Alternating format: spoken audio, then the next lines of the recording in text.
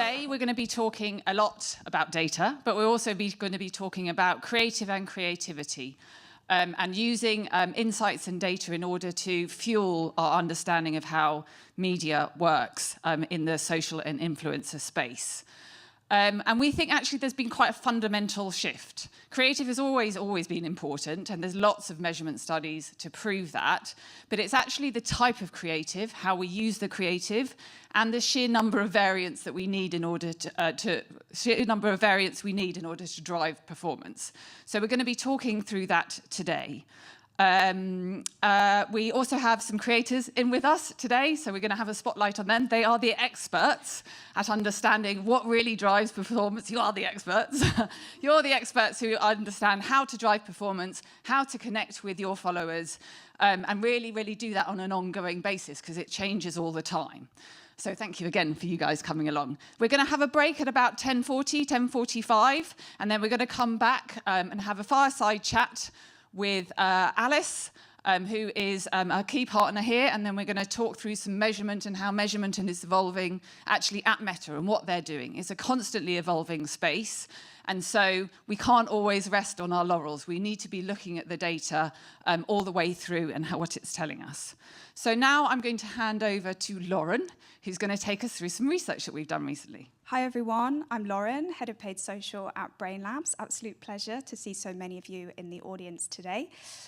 So I'm going to be walking you through the scientific journey that we've been on as an agency over the past few years and trying to crack social in the age of AI. You're going to hear about, where have the slides gone? Okay. Whilst he's getting that back up and running, you're going to hear about some of the experimentation that we've been working on, some of our hypotheses, our observations, and our results, and how they have shaped the way we run paid social today. So let's jump into it. At Brainlabs, experimentation is in our DNA. It's how we've built our methodologies and our processes. It's how we've built our proprietary tools, and you're going to hear more about those from Will later on today.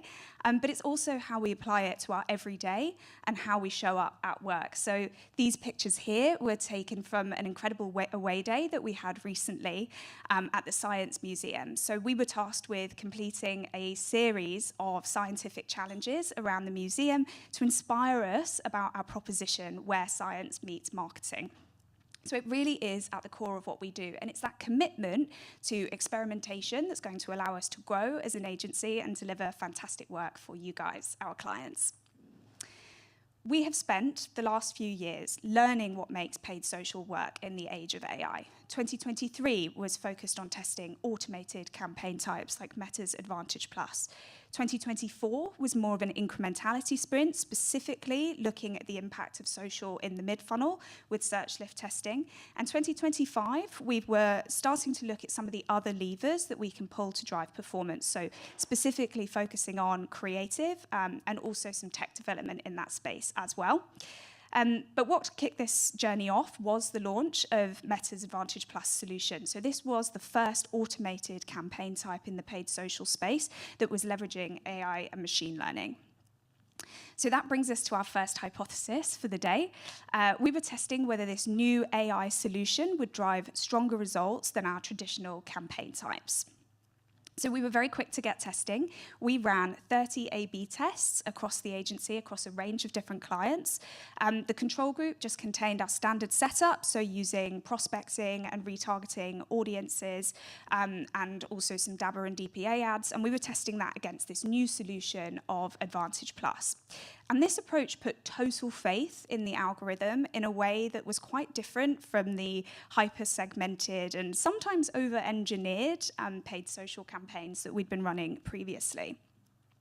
And it turned out it worked very well. We found an 83% increase in ROAS from adopting Advantage+, with a 24% CPA reduction. So truly phenomenal results. I think anybody would be pleased with an 83% increase in ROAS from adopting a new strategy. So naturally, this approach has now become part of our BAU, but we're very much still on this automation journey with many of our clients today. But as we were conducting these studies, we had noticed that many of our clients were starting to invest more and more of their budget into the lower funnel and moving all of that money into performance solutions. And I can understand why, if they had seen such amazing success from testing Advantage Plus. And whilst that was great for the short term, we did start to become concerned that we were over-optimizing ourselves out of efficiency, because that demand pool is finite. There's only so many people who are ready to purchase at any moment. So that allowed us to form this next hypothesis, which is that layering reach and conversion campaigns together would drive better performance than conversion campaigns on their own, because we'd be increasing demand amongst that audience. And we ran a series of incrementality tests in order to prove this, and we found that adding a reach layer to conversion campaigns did drive an 11% increase in incremental sales and a 41% increase in long-term signifiers. And those are metrics like traffic to site or add to carts that are indicative of future performance, even if they're not ready to convert right in this moment. These conversions, because they're incremental, that means that these are people who weren't already going to convert. So they would have continued to convert on their own, whereas these campaigns have managed to find new people who weren't already planning to buy. So we've proved that we should be playing in the demand generation space, but there's obviously many different levers that you can pull and many different ways that you can target the upper funnel and the mid funnel. So we can set out to codify two of these levers, creative and also campaign optimization goals, and to see how they would impact performance, but not only that, also to see how they would impact who we're serving our ads to, as we had a hunch that this wasn't just dictated by our targeting settings. So starting off with campaign goals. In its simplest form, this means a KPI. What KPI are we asking Meta to go after? What action are we asking people to take when they see our campaigns? So we conducted a meta-analysis using regression modeling, and we used brand lift study data from 225 different meta campaigns, and we were testing this hypothesis that campaign goals will impact who sees your ads, as well as, obviously, which action you're initially asking them to take. So we focused this analysis on the upper funnel. We were focusing specifically on reach, ad recall, and through-play objectives as well, which is a type of video view. And you can obviously measure metrics like awareness through brand lift studies. So using a test group and a control group and asking them a series of questions to measure how they are responding differently about your brand, product, or service. I'm quite interested in control groups because they are representative of what your test group looks like. So there should, in theory, be no difference between your control and your test, other than the fact that one group of them has seen your ads and the others haven't. So control groups provide quite a helpful sort of snapshot or window into what your servable audience looks like before you've reached them with any advertising. So we compared these control groups for 3 different campaign goals, as I said, reach, ad recall, and through play, and asked people whether they'd heard of any of these brands before. And we found that campaigns which included reach goals were much more likely to find people who'd never heard of your brand, product, and service or services. And if we think about the purpose of upper funnel advertising, the whole point of driving awareness is to try and reach these net new users so that we can expand your audience pool and ultimately convert them into brand lovers. So as we can see by the data in this graph, that it was 31% of people within the reach campaign goal pool who had never heard of these brands versus 22% for all the other campaign objectives. So this shows here that if we want to drive brand discovery amongst new users, reach is a really powerful tool. But we were also interested in how campaign goal choice would impact your platform spend distribution, so what percentage of spend is going towards Facebook versus Instagram. And we found that there was a skew in delivery towards Facebook if you were using the through-play goal. And this is likely because of the non-skip placement that's available within Facebook called in-stream, which makes it easier for algorithms to deliver on that objective. So as you can see here, for the through-play goals, 73% of spend went to Facebook versus 65% for all other campaign goals. We also thought that campaign goals were likely to change your demographic delivery. So if we look at this graph on the right here, what we can see is the age along the bottom and then percentage of spend along the top, along the other axis, and we've plotted this for reach through plays and ad recall. So where that peak is sitting further over to the right for that red line, that is the through plays campaign goal here as well. So that is showing that for this objective, our media spend is shifted slightly towards older users here as well. And this really might not be a problem for your brand as long as you're achieving those KPIs that you set out to achieve. But it's really important to understand how these levers that remain within your control and the choices that you're making are going to impact your servable audience and your ad delivery. And this was especially true if your creative was not optimized. So when I refer to optimized creative, I mean using a varied creative strategy that also leverages influencer content rather than just glossy TV cut downs. So this is a similar graph here, but specifically looking at that video views objective. And as you can see, that red peak, aka where the highest amount of spend is shifted further over to the right for those non-optimized campaigns. So our hypothesis here was correct. It's not just targeting settings that determine who you're serving your ads to. It's also your campaign goals and your creative strategy as well. So to close out this section here, the main conclusion that I'd like you to take away is that we should embrace the algorithm with intention. The word intention is particularly key because we still need to be aware of how our buying choices are going to impact delivery in the examples that we've just walked through. And when we were conducting all of these lift studies, we noticed an interesting stat, which is that brands which were running more varied creative were seeing better long-term growth. And that's because if you're communicating broadly about your brand and using a range of different messages, creative styles and formats, you're much more likely to find the right message on a user-by-user basis, inspiring them to take action and driving connection. Which led us to our next hypothesis, which is that different creative styles are going to have a different impact on the consumer journey. To test this, we first had to define what the different creative categories were. So I'm going to bring this to life with an Estee Lauder example here. So starting off on the left, we've got Hi-Fi brand. This is heavily branded, highly produced, polished creative that you might expect to see on TV or in the cinema. Then we have product-focused ads, which are, as it sounds, speaking to product benefits or features or USPs. Then we have lo-fi creative in the middle. This is creator content, UGC. It might also include things like behind-the-scenes content from brands, so it's far less polished. And then we've got promotion, so running some kind of deal. And then finally, we've got catalog creative, so pulling in from a meta feed. And we found that using this hi-fi branded creatives, like the type you might see on TV, this was the most effective at driving brand favorability shifts and positive sentiment amongst our client base. And we saw a 66% greater shift in favorability from running these ads.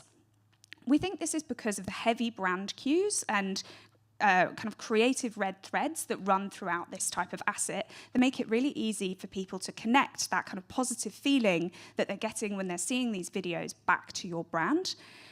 But what was really interesting is that if we wanted to shift that slightly further towards people making a purchase, it was actually these authentic human voices, the types that we see throughout influencer and other lo-fi creatives, that really was able to make that shift in purchase intent. And this was 51% higher than all other ad types.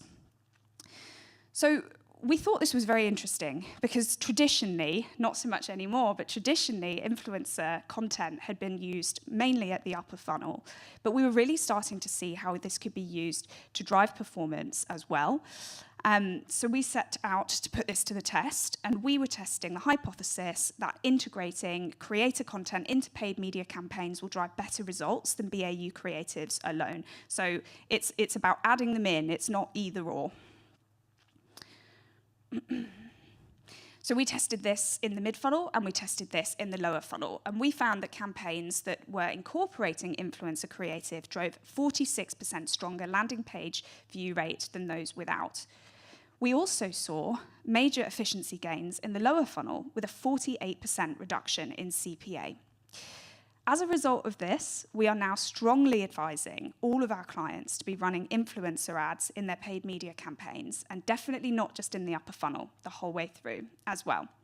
So to come back to this slide, when you're planning your creative strategy for your new campaign, the question you should be asking yourself isn't, should I be using statics or video, or should I be using branded or influencer content? Because the answer is all of that. Instead, you should be asking yourself, how can I get as much variety in the formats, creative styles, and messaging into my campaign as possible to maximize the chances of finding new audiences who are more likely to connect with your brand? So now for this final section. As our full funnel activation started to scale, we really wanted to make sure that we were driving real business value. Because social measurement previously has been forced to rely on metrics that don't really show the full picture, metrics like these, so impressions or clicks or engagements. But data is now changing this, so we can actually connect this to real business performance. These metrics here were intermediary KPIs that we could use as performance signifiers, but now we can be much more tight with that science and that measurement. Because it's not using those metrics that business leaders and stakeholders are evaluating success either. They're looking at sales, ROAS, revenue, and growth, which all traditionally have been quite difficult to measure for social, especially using last click modeling. So I'm going to bring this point to life with an example about bidding strategies. And speaking about using the algorithm with intention, this is another great example of that. So this is a new bid strategy that's about driving more valuable conversions rather than just a high volume of conversions as well. So you might drive less of them, but they will be more impactful. And we used incrementality testing to remove any ambiguity from these results. So what you can see on the slide right now is the results that we saw in the Meta platform. So we saw, from using this new bid strategy, 8% fewer purchases and a 7% lower ROAS. So if we were to look at that on its own, we'd think, okay, that's not really worked for us. Maybe we should just continue with our traditional volume bidding strategy. However, if we then look at the incrementality data, and as a reminder, this is people who weren't already going to convert, the value data set drove almost 200% more incremental purchases and a 39% ROAS lift. So this suddenly completely changes the narrative about the test and the story that we're trying to tell with that data. So to have a true picture of the effectiveness of social, you really need to be applying the right measurement techniques. So, measuring for real business insight is going to refocus you on metrics that matter. It's going to bring you clarity in testing, and it's going to allow you to make the most effective decisions for your business and campaigns. Hopefully, all of this research has made the point that experimentation drives business value. We have used our scientific method to refine our 3 principles of social buying in the age of AI. Embrace the algorithm with intention, focus on creative variation and innovation, and finally, measure for real business results. It's this experimentation that has led us to merge our influencer and paid social services together. This unified approach is going to make it easier to source creator content for our paid campaigns, which I think I've showed you today is such a critical tool. It's also going to allow us to support our influencer clients with better paid campaign support as well. And it's also going to improve our process, communication, and performance within our team, allowing us to keep our fingers on the pulse of what works in social and the social landscape. This same scientific rigor that I've just showed you for paid social is also applicable for influencer marketing. So I'm now going to hand over to Kayla Ferrari, our growth director, to show you how. Thanks, Lauren.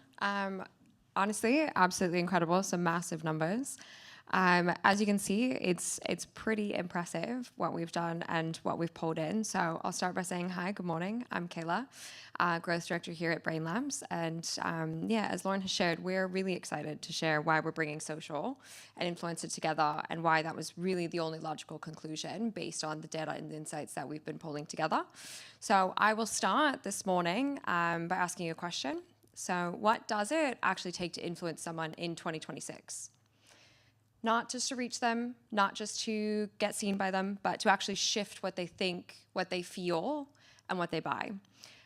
Because the honest answer, and probably what some of you from brands are thinking right now, is I think we're doing it correctly, but the honest answer is most brands aren't probably nailing it as much as they'd like to because the current approach isn't working.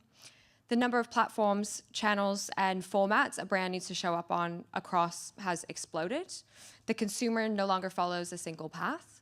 And if they're not doing that, if they're pinging between channels constantly, the job today then isn't to plan media as a 1 + 1 = 2. It's to be ready for them across your channels at every moment that matters. So if we think about how your consumer is actually moving right now, they discover brands in a very different way. So historically, the marketing funnel was a top-down approach, but in social, that funnel has absolutely evolved. So we've gone from discovering a brand perhaps on the TV at 8 p.m. and then discussing it over dinner. Now you are sitting in the afternoon watching a creator telling you that this completely changed my life, reading a tweet at 6 a.m., and then buying something at 9 p.m. the same night. It is a micro web of moments in which your brand needs to show up in. So today, people scroll the equivalent of roughly 300 feet of content every single day. They're discovering brands mid-commute, mid-conversation. A purchase decision is no longer awareness, consideration, and conversion. It can happen in under 90 seconds.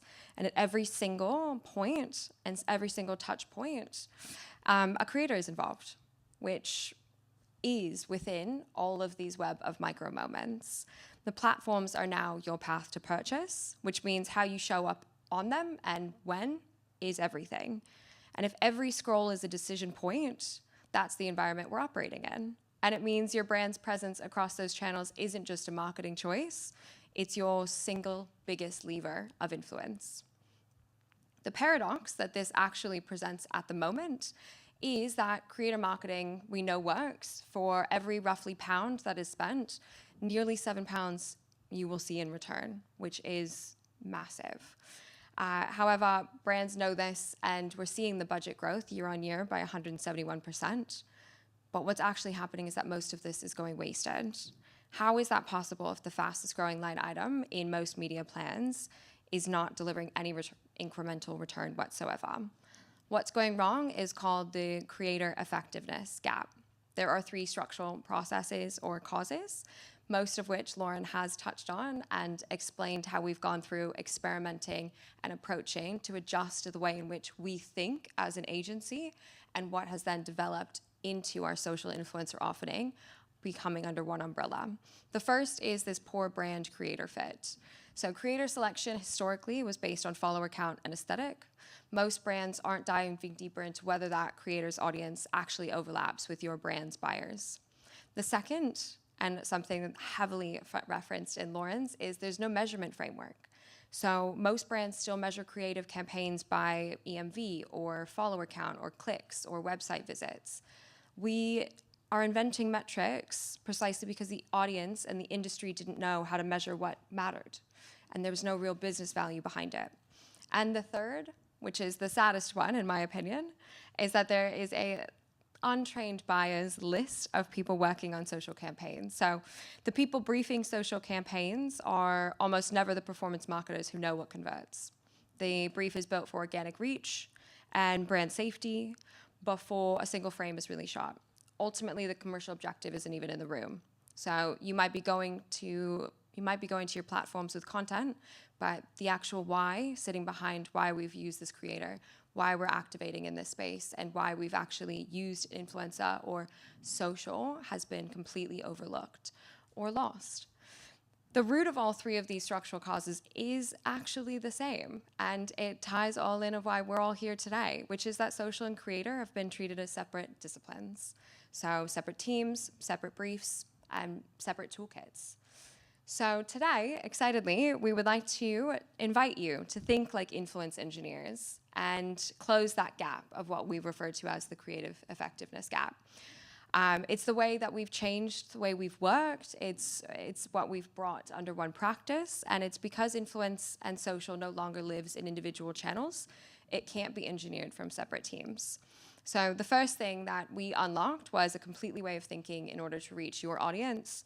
And we'd like to share that with you so that you can figure out how best to reach them, how best to find them.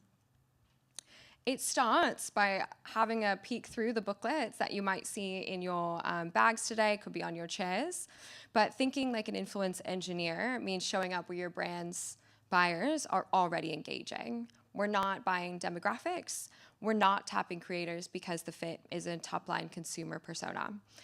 We use Bite Sites, which you'll see in all of your booklets. It is our proprietary social listening platform. It's understanding where audiences are actually engaging on social. It's all about what entertains them, what they're watching, what they're sharing, what they're spending time in. And we use that intelligent spirit to steer what content we need to produce so it shows up on their algorithm. Not as an interruption, but as an entertainment pillar, as an education pillar. In a way, it's something that they would have found anyway. So if you have a look, you might see this spring bubble chart in one of your pages. This is our spring trend map. I have learned since being in London for the last 2 years, weather is a mammoth topic of conversation. Talking about the spring equinox was a big part of why we brought this together as well, a nice little merge. New beginnings, spring, we're all dusting off from winter, which is absolutely fantastic because it is definitely topical. I think historically you might assume if you're talking about spring in that sense, you might have assumed looking at this bubble chart, this would all be conversations around the weather. Maybe exclusively clothes or assets you need to be bringing or rain boots, things like that. But every bubble here is actually a completely different conversation happening around spring. So whether it's gaining velocity around flower arranging or homemaking or celestial jewelry, which was completely unexpected for me, or whimsical romanticization, which for us can show up at cottagecore or this absolute crochet queen. It's about making sure that you understand the weather bubble or the spring weather can be anything, and what we can do is map where your audience is actually showing up across the social channels so that you are digging a little bit deeper. If you're going to use a creator in that space, the idea is that you show up in a natural and authentic form. Now, I've had a couple conversations with a few of you already today. I don't know if I can bring law into this specifically, but I do know we have some people from finance within that industry. And you're probably looking at this bubble chart thinking, this seems very feminine or not really relevant for what exactly I need to be having a conversation around. But I would beg to differ and push you to really think about the potential alignment between finance. I don't know if all of you have seen the ISA conversations. I think they would do the 5th of April. And aligning that with new beginnings, spring equinox, and where you can show up authentically when people are out and about now in a natural conversation. If you're from tax, as an example, this crochet queen that I mentioned is a small business owner who already exists in this whimsical space. And I'm sure as a small business owner, she would be looking at someone who might be able to help her tax forms moving forward. It's just a rearranging of how you're influencing engineering and activating on your social platforms. So it is an easy storyline for me to stand up here and tell you. We have access to all of this data and we're happily going to share it with you.